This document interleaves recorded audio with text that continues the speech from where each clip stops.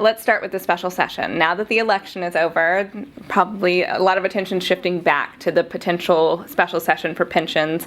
Do you think it could be in the coming weeks? And if so, what is going to be dealt with there? I hope that some of the recalcitrant Republicans can put aside maybe some of their personal differences with the governor now that the primary is over, and do the right thing for the state and agree to vote for the bill. It's a good bill. It's not a perfect bill.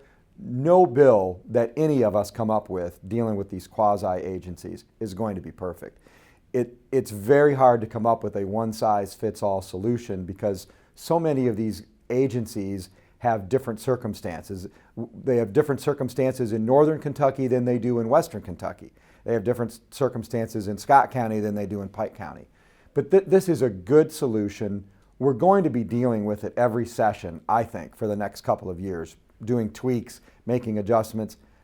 I think we ought to just come on in sometime between now and the end of June and pass the bill and be done with it.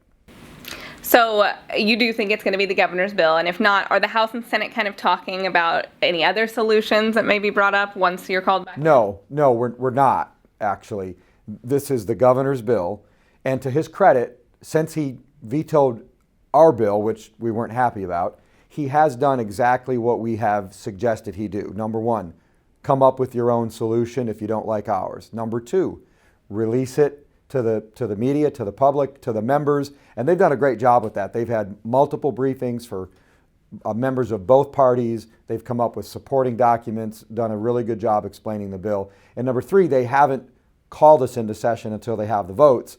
And as a part of that, we told them, you've got to get the votes. So we're not working our members over to try to get the votes. We feel like that's the governor's responsibility. I know that Senator Alvarado is helping him with that. And I think that's been a very good help for the governor. And I think we're close. And it's my hope that now that the primary is over, some people can just let bygones be bygones. Let's do the right thing for the state. Let's take the right policy step. We can deal with the politics later. And that was kind of my next question. It seems like the House is almost there with the votes, but not quite. Do you feel the Senate has the votes right now? The Senate has always been willing to take tough votes on pension bills. All right, so now let's talk about the elections. On Tuesday, we saw the primaries get done. What was your biggest takeaway from that?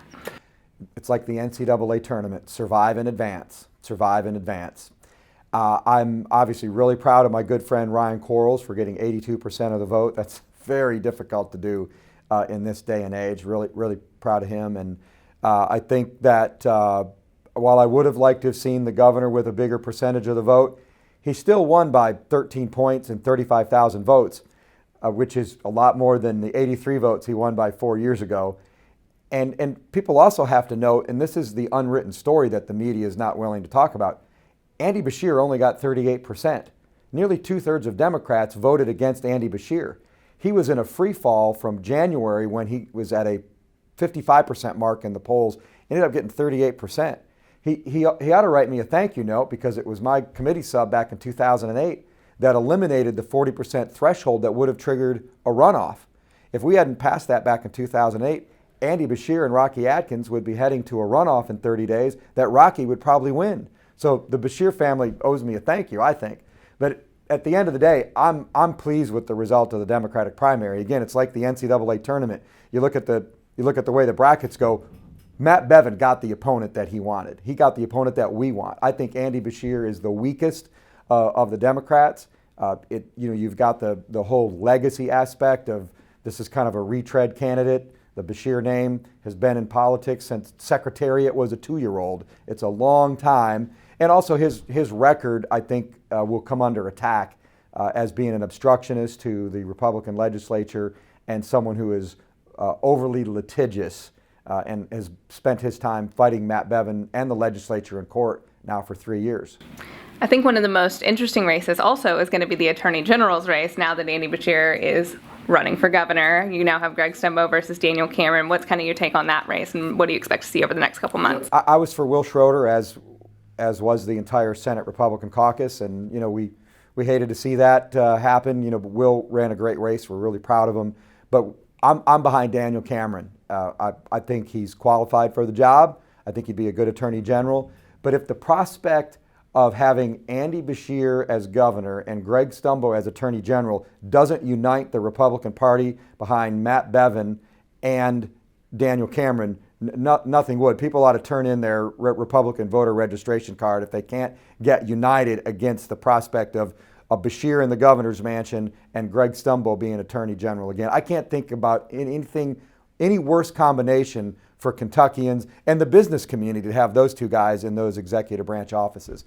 I like Daniel. He's already reached out to me by phone. We're going to talk soon and find out what I can do to help him win.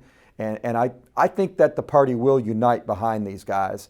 And I think it's important to note that on Tuesday night, the Republican Party nominated 5 people under the age of 50, 3 people under the age of 40, a woman, a Hispanic man, and a black man. I'm not much to play identity politics. I don't like it. I don't think it's very helpful for our country to do that. But I do think it is important to note that we've got a diverse ticket that is united in its conservative principles to move Kentucky forward, to continue the work that we've already started that I like to call the Kentucky comeback.